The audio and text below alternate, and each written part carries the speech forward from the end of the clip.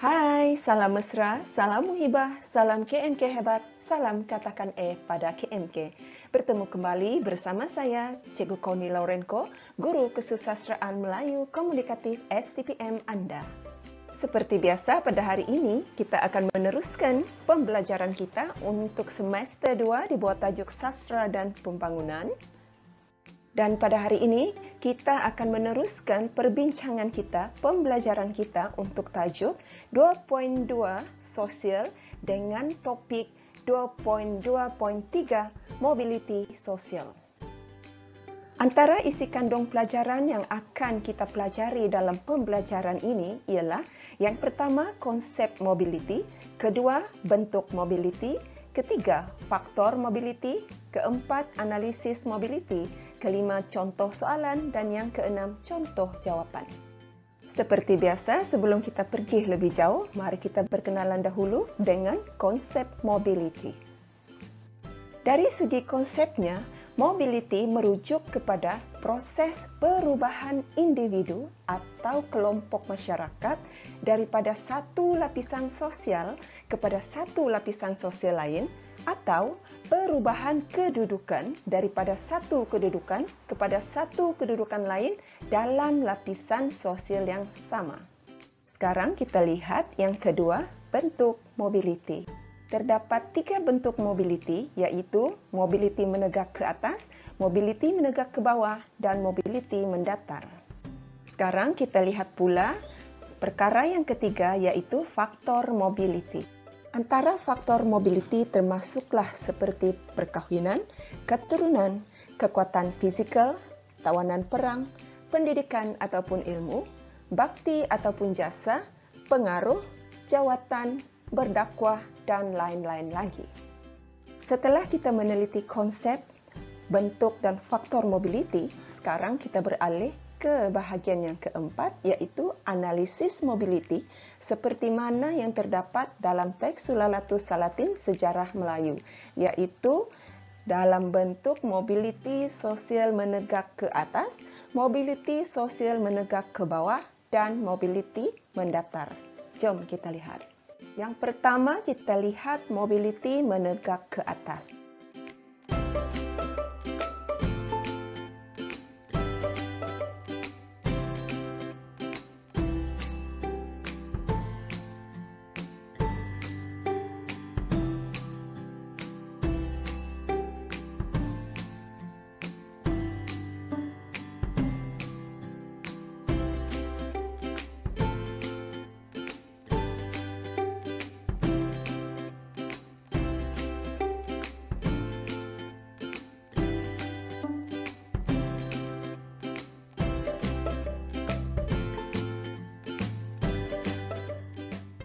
Sekarang kita lihat pula bentuk mobility yang kedua, yaitu mobility menegak ke bawah.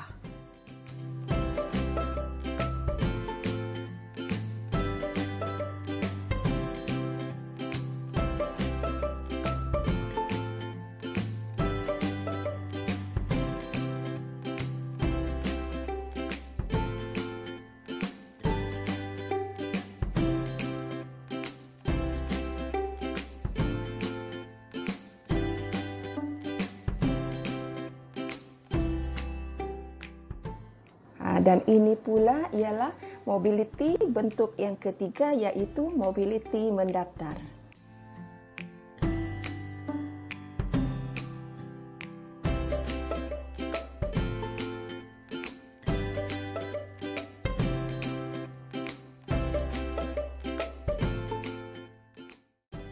Demikianlah tadi analisis ataupun kupasan aspek mobility sosial yang terdapat dalam teks Sulalatus Salatin Sejarah Melayu.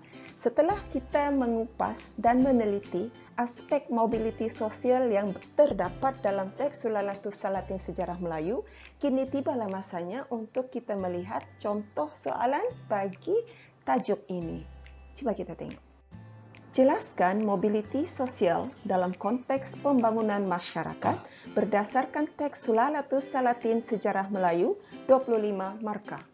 Jika kita lihat soalan ini merupakan soalan tunggal.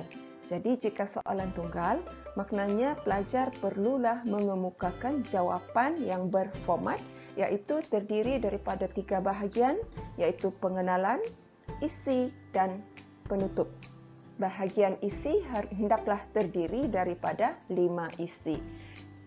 Okey, untuk perincian yang lebih jelas, jom kita lihat penerangan yang berikutnya dalam slide yang berikutnya. Dalam bahagian pengenalan, pelajar perlu mengemukakan 3 ayat sahaja, iaitu ayat pertama yang menjelaskan tentang konsep mobility, ayat kedua menyatakan bentuk mobility, dan ayat ketiga yang mengemukakan faktor mobility. Sekarang kita lihat senarai isi atau bahagian isi. Okey, untuk menentukan bahagian isi ini, kita kena rujuk semula kepada kehendak soalan. Soalan itu tadi meminta calon mengemukakan tentang mobiliti sosial yang terdapat dalam Sulalatus Salatin. Jadi soalan itu umum. Dia tidak minta adakah soalan itu meminta mobiliti menegak ke atas, menegak ke bawah ataupun mendatar. Oleh itu, calon perlulah mengemukakan jawapan atau isi, kelima-lima isi yang dikemukakan itu hendaklah mengandung mobiliti menegak ke atas, mobiliti menegak ke bawah dan juga mobiliti mendatar. Jadi untuk lebih mudah, maka pelajar bolehlah membuat pecahan isi 2:2:1. Artinya 2 isi untuk menegak ke atas, 2 isi untuk menegak ke bawah dan 1 isi untuk mendatar. Maknanya pelajar telah mengemukakan 3 bentuk mobiliti sosial yang terdapat dalam Sulalatus Salatin. Jangan beri semua 5 isi tentang menegak ke atas atau 5 isi tentang menegak ke bawah. Jadi pelajar perlu bijak melihat kehendak soalan. Ingat, soalan ini meminta mobiliti yang berlaku dalam Sulalatus Salatin secara umum dan kita ada 3 bentuk mobiliti, jadi kita pun perlulah kemukakan ketiga-tiga bentuk mobiliti ini dalam jawapan kita. Jadi sebagai contoh jawapan, cuba kita lihat, kita akan lihat pada slide yang berikutnya.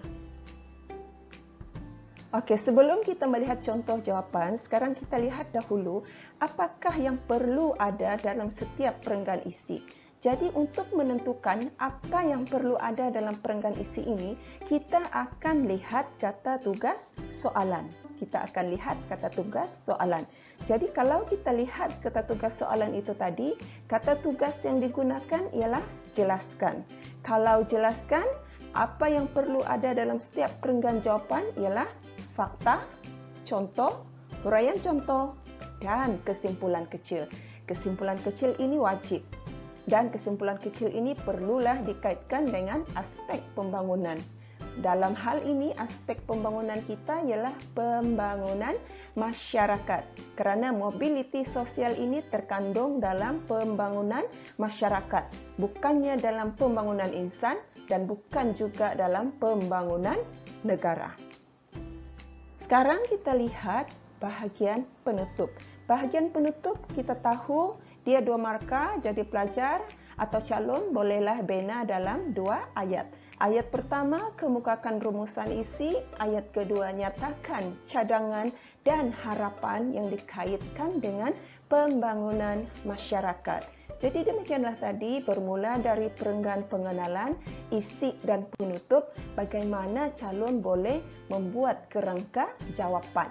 Sekarang kita akan beralih kepada contoh penulisan jawapan. Okey, so ini dia contoh penulisan jawapan bagi soalan yang telah kita baca sebentar tadi. Jom kita lihat.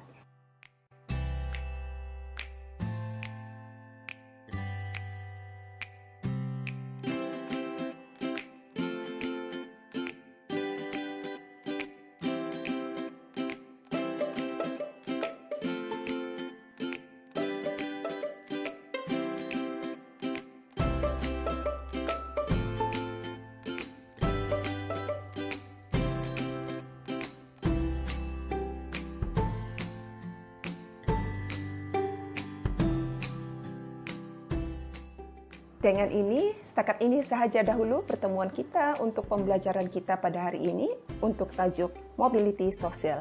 Akhir kata sebelum kita berpisah, ayo kita katakan azam kita pada KMK.